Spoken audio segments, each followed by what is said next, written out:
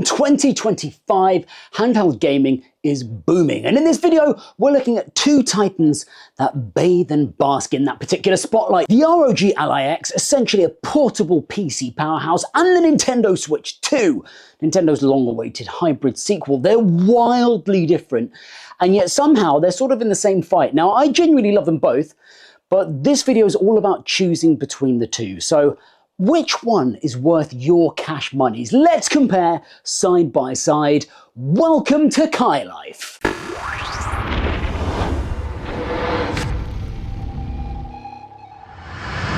That's right, welcome on in CaiLifers and welcome to the channel if you're new around these parts. And if you love gaming and you love tech, then you've come to the right place. So hit that like and subscribe before we get stuck into anything, because you wouldn't believe how much happier it would make me.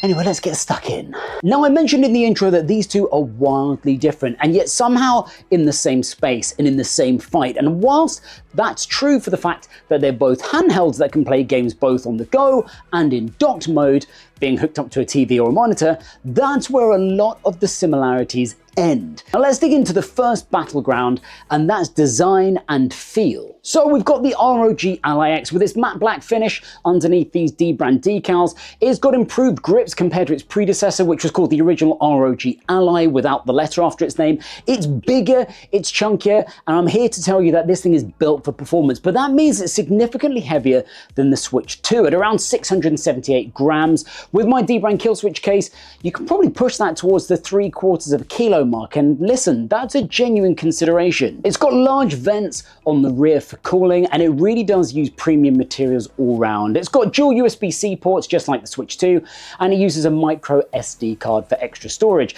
It has two built-in RGB rings. Now, an RGB isn't for everyone, and you can turn it off, don't worry, and customizable controls, including back buttons. Now, the customizable element of the Ally X is something we'll come to, and it's both a blessing and a curse. All right, then we come to the Nintendo Switch 2. Now, this is sleek. I really notice the difference when I pick up one from the other. This is sleek and much more compact, and then of course it's got its detachable Joy-Con 2 controllers.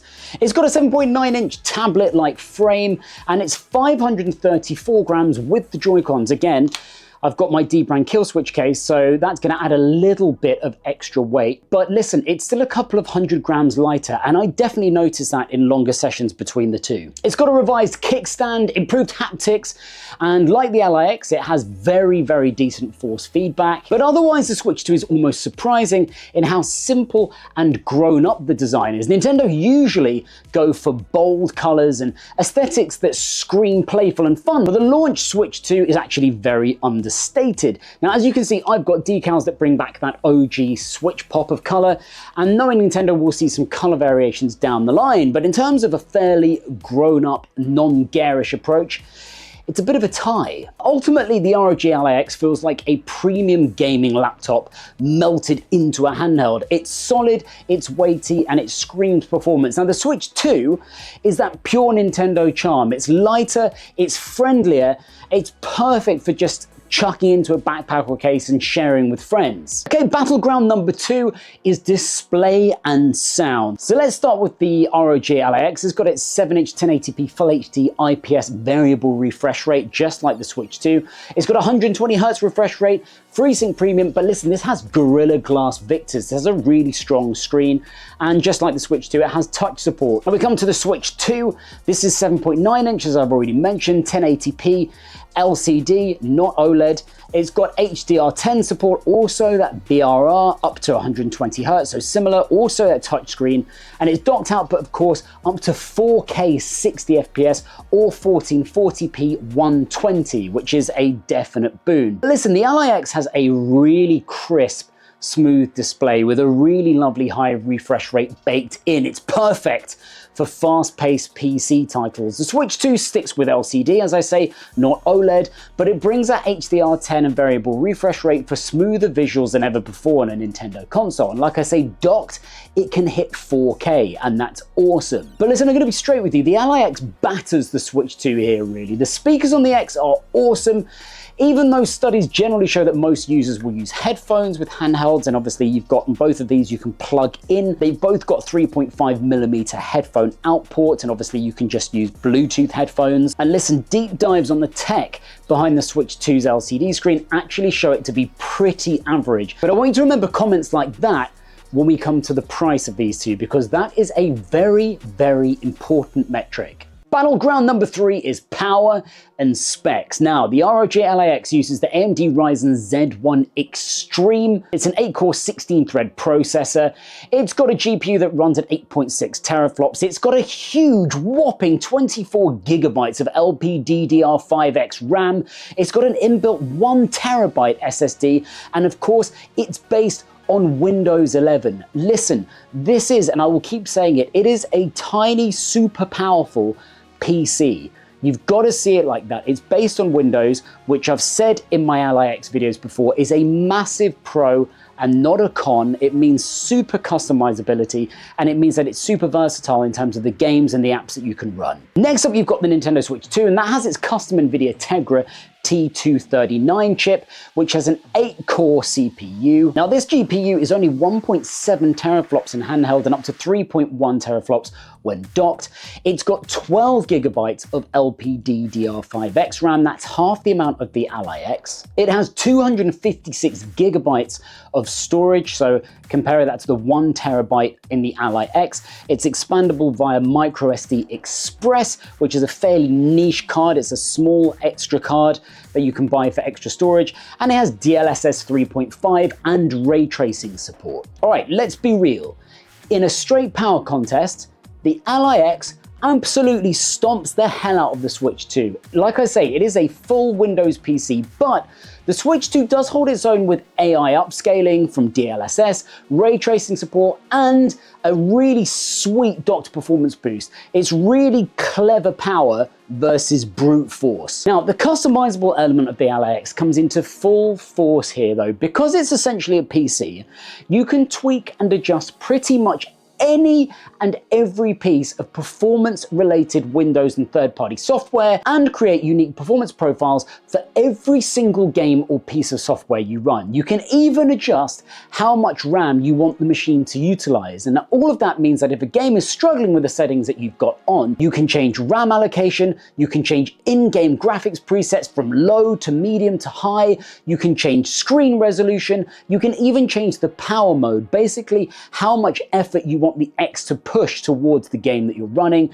in lieu of saving battery life. You then have native and third-party software that can upscale a game from a lower resolution so you get awesome performance while still getting a good looking game. With the Switch 2, you just play. There's nothing to tweak, there's no RAM allocation control, there's no graphics presets. You play your game as the developers have made it, or you don't play it. More of my thoughts on this in the conclusion. All right, battleground number 4, games and ecosystems. So with the ROG Ally X, you have access to Steam, you have access to Xbox Game Pass, Epic Games, GOG, so many different launchers. You have full access to Windows apps and mods. Again, I will repeat, this is just a Windows PC shrunk down. It is excellent for emulation.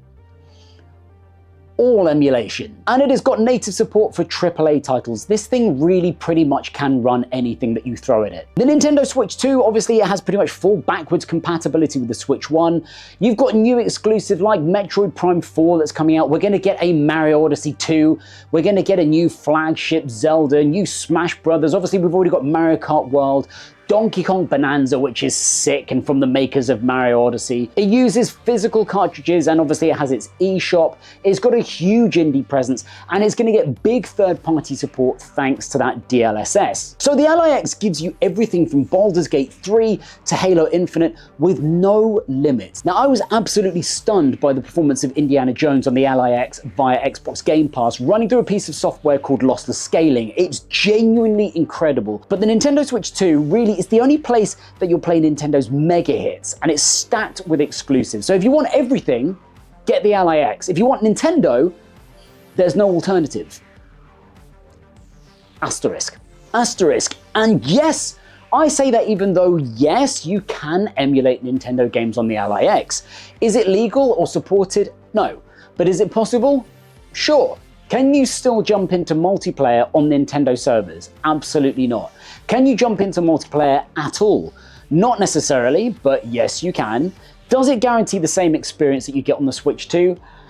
Absolutely not. Now, the awesome thing about playing on a dedicated console, running on its dedicated optimized OS, as the Switch 2 does, is that aside from the odd hiccup, it just works. The same certainly can't be said for the Ally X or any Windows-based handheld. Windows, as I've said many times before with these kind of handhelds, is a perk and not a bug, generally. But with all the customization and settings comes crashes, errors, and certain presets and options that just won't play nicely. But when you've got games dialed in to be their best though, it is formidable. Still, I own a Nintendo Switch 2 because it's truly the home of Nintendo fun and charm. I can play Mario Kart World locally or online in no time with insanely fast loading and mostly full lobbies, or instantly switch to some Breath of the Wild with its upgraded specs for the Switch 2. By the way, I truly believe that this is how both Breath of the Wild and Tears of the Kingdom should be played. The difference between the Switch 1 versions and the Switch 2 version honestly make them feel like new games entirely. Now, multiplayer is instantly possible with the Joy-Con, something the Ally X doesn't offer, as the unit is one piece, unlike the Legion Go, another rival, and all-round Nintendo just always knows how to make you have just pure fun. But the truth is that if you don't really care for Nintendo IPs, or there are games like Hogwarts Legacy or Cyberpunk or Rocket League or Fortnite that can be played on both platforms, the X is better. For all of those. They'll look better, they'll run better. Having said that, Cyberpunk running as it does on the Switch 2 is genuinely a bit of a minor miracle. Alright, battleground number 5, which is battery life. Now listen, handhelds aren't going to give you amazing battery life, especially if you're playing a demanding game. But let's get into it. The ROG Ally X has a big 80 watt per hour battery, which is going to give you between 2 to 8 hours depending on load. It's got fast charging over USB-C, as you'd expect. And the Nintendo Switch 2's battery is going to give you between 90 minutes and around 6 hours of gameplay if you're lucky.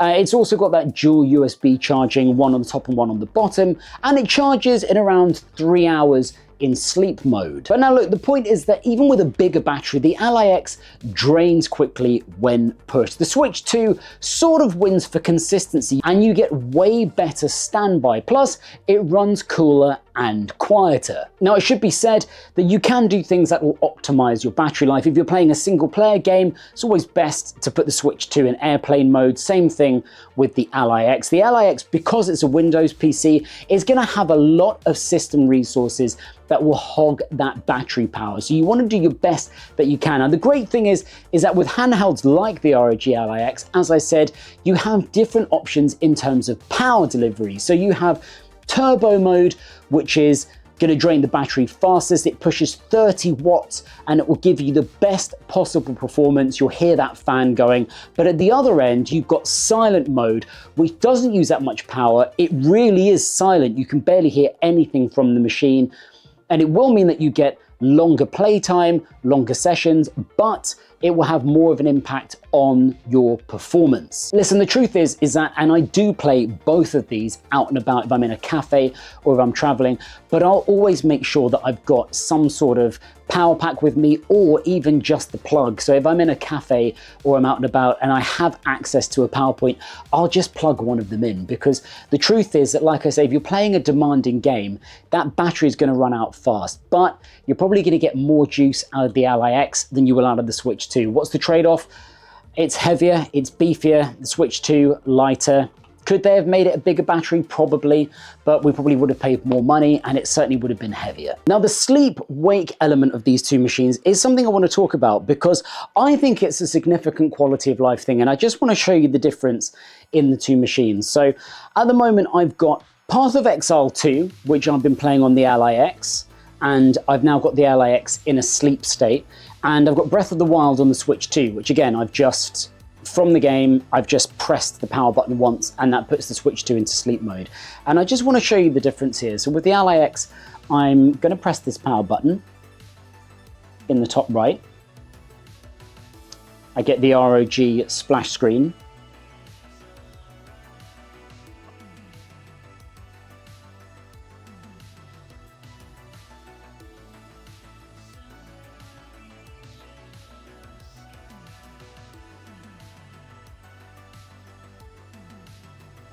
Still waiting here, and there we go.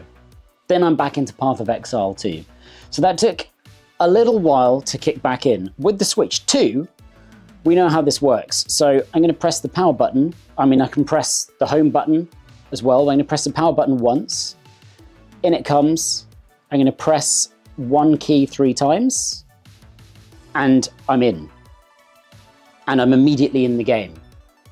So the sleep-wake experience on the Switch 2 is fantastic. You really can just stop playing a game, pause, go and do something, come back, and you'll feel like it's completely seamless. It's not quite the same experience. I mean, okay, we're talking a matter of maybe 3 seconds here and maybe about 20 seconds, 20 to 30 seconds here. And listen, it's not an overly significant thing, but the Switch 2 does win here, there's no doubt. Now, of course, because the Ally X is just a mini PC, essentially, you can act as if it's a PC in terms of connecting peripherals to it. So if you want to use a Bluetooth mouse, a Bluetooth keyboard, any controller essentially that you'd use with a PC or a laptop, you can connect it to the Ally X, and that gives you a huge amount of versatility in terms of what you use to control this thing. So you can go with using the controls built into the Ally X. I use, when I'm playing with this, if I want to use a controller, I use my Razer Wolverine pad that I use with my Xbox. I can use it with my Xbox. I can plug it into here. With the Switch 2, obviously, your options are the Joy-Cons, which you can obviously detach, which is really cool with the Switch 2.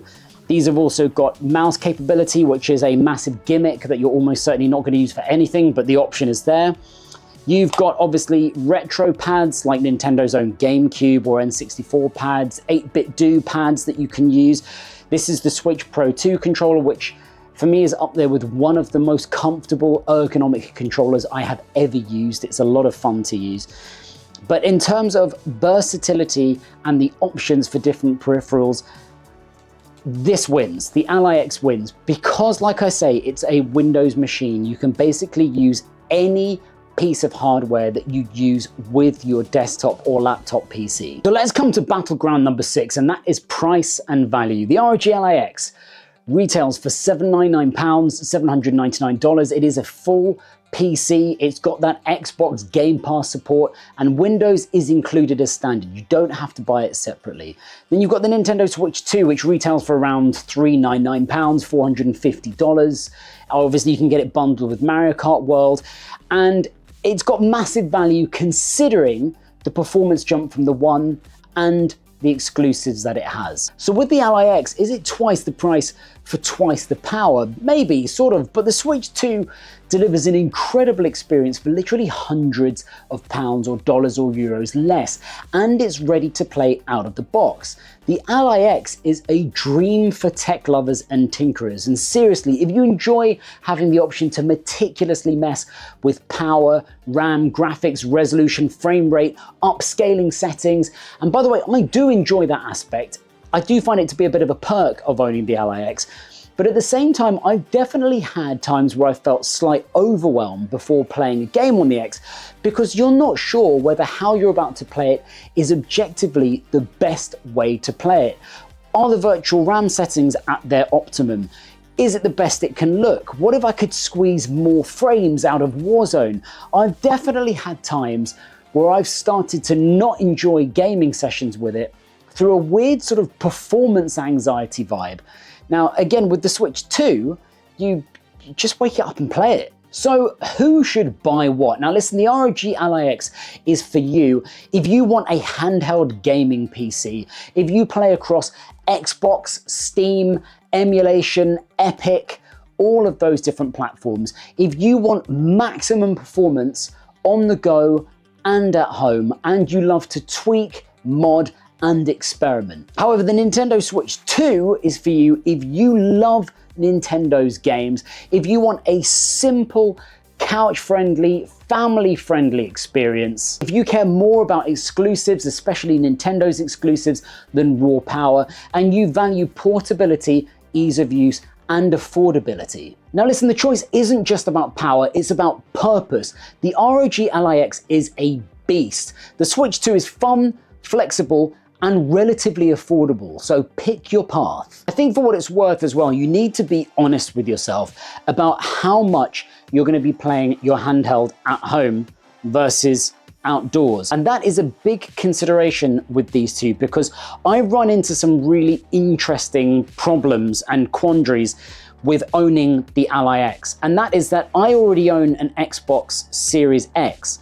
So if there are games that I'm going to play and I'm playing at home, I'm more likely to just play them on my Series X. Now I'm talking about games like Fortnite, Rocket League, Warzone. I can play those on here, and by the way, they run so well on here. Fortnite and Rocket League, far superior on the Ally X than on the Switch 2. Make no mistake about that. Rocket League, not even a contest. So good on here versus the Switch 2. Rocket League on the Switch 2 is just running the Switch 1 version, and it does run it nicely, and I really enjoy playing it on here. But if you want a supreme, like the supreme optimum handheld experience of Rocket League, play it on here. Also, you can run Backers mod because this is just running on Windows. And if I've just said something and you're like, what the hell was that B word he just said? Check out this link in the top right, because Backers mod is a way that makes playing Rocket League so much better for so many reasons. But the problem is that if I'm at home and I want to play Rocket League, I'll play it on my Xbox Series X. Same with Fortnite, same with Warzone, same with a whole bunch of games that I might just think, well, unless I'm in bed and I really want to play one of those games, or unless I really just want to be on the couch as opposed to sitting in my chair at my desk, basically, which is where my Series X is, then it actually becomes a slightly different problem. Now, with the Switch 2, obviously, I can't play most of those games on an alternate platform. If I want to play Mario Kart World, I can only play it on my Switch 2. If I want to play Breath of the Wild, pretty much in terms of optimum experience, in my opinion, I can only play it on the Switch 2. So there are fewer options, essentially. So I think you really need to be honest with yourself when you're thinking about this, when you're thinking about purchasing something like the Ally X. How much are you really going to play it outside of your home? And if the answer is actually quite a lot, if you're on a plane loads, if you're traveling loads, if you're on trains loads, commuting, and you really want to have that premium, solid experience with AAA titles, then, well, the Ally X is a compelling choice. Now, the Nintendo Switch 2, of course, comes with a dock. You don't need to play it docked, but it does come with a dock. The Ally X doesn't come with a dock. You'll need to purchase a third-party dock to then connect it up and have it connected to your TV or a monitor, unless you're running on a smaller monitor that's just USB-C to USB-C, which you can do just directly from here. And I've also shown how you can use these consoles with X-Real glasses if you want to have that massive virtual screen. You can use both of these also with the Meta Quest. So yeah, there are different options, but this comes with a dock, so you can just immediately connect it. And obviously it's always a seamless experience. It's slightly less seamless with the Ally X, but obviously you have that brute force power with this thing. Now, if you're not a fan of tinkering and things like Windows Update and software updates and things like that, then this is going to seem slightly more cumbersome. The Switch UI, as we know, is nice and clean, as with most dedicated console UIs. This doesn't really have a UI as such, because obviously it's based on Windows. So when you boot it for the first time, it acts like a PC. When you load it up, it boots into Windows like a PC. It does have native software called Armoury Crate, which is sort of your loader for different platforms and different launchers like Epic and Steam and whatnot. But listen, make no mistake, there are more steps with this than maybe you'd like. Obviously with the Switch 2, occasionally there'll be an OS update or there'll be updates for games, but this is all very well handled and you basically just have to click yes or no. With this, you'll have things like Windows updates, incremental updates, updates for things that you might not even use very often. driver updates, lots of things that you need to stay on top of, and then reboots, installations, things like that. Listen, if you're tech savvy and you're used to the Windows OS, then none of that will be a surprise to you. If you're not, that might seem slightly overwhelming and not a very fun part of using the Ally X. And it is something that slightly brings you out of the fact that you have a gaming machine and does really just remind you you're using a Windows shrunken down desktop, basically, that is powerful enough to run games off of. And if that doesn't appeal to you, then this is going to be a slight problem. Now listen, before we wrap up, yes, there is an Xbox branded ROG Ally X coming later this year. It's going to feature Xbox styling, but that same Game Pass integration that you get on this Ally X, and maybe some exclusive features. So if you're already in the Xbox ecosystem, it might seem like the perfect bridge between console and handheld PC, but honestly, it's just going to be a slightly better ROG Ally X. It's got the same RAM, the same 24 gigabytes RAM. It does have a slightly better processor, but right now, I'd probably be advising you to look for a major price drop on this when the Xbox version drops, rather than spend megabucks on this right now or